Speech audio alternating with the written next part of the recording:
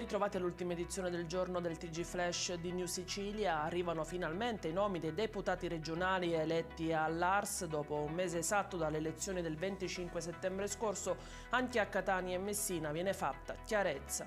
I ritardi delle due province siciliane sono stati dovuti alla necessità di ricontare le schede a seguito di una serie di errori riscontrati in alcune sezioni durante lo spoglio. Sul nostro sito ufficiale trovate l'elenco completo di tutti i nomi.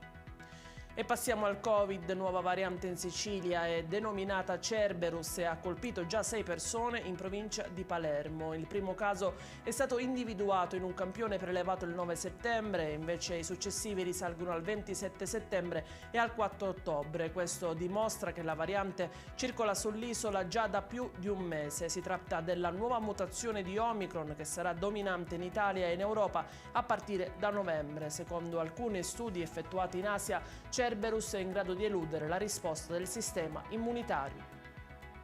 E ancora Covid. Nel bollettino di oggi in Sicilia si registra un incremento di 60 attuali positivi. I nuovi casi in totale sono 2127, 3 le vittime, nuovi dimessi e guariti sono oltre 2000.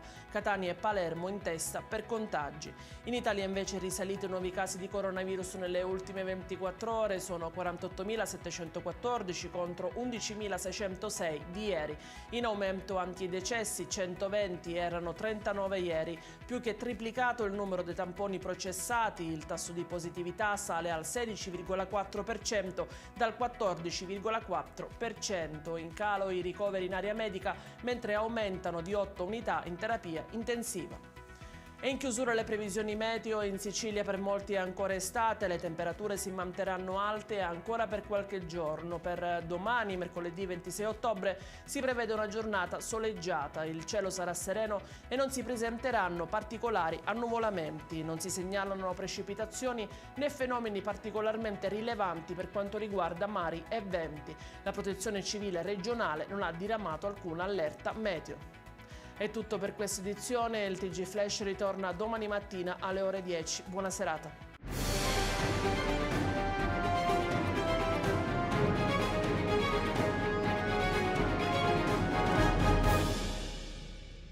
Procar, centro assistenza autorizzato BMW e Mini, adesso anche BMW Motorrad, via George Marshall 7, Mister Bianco, Catania.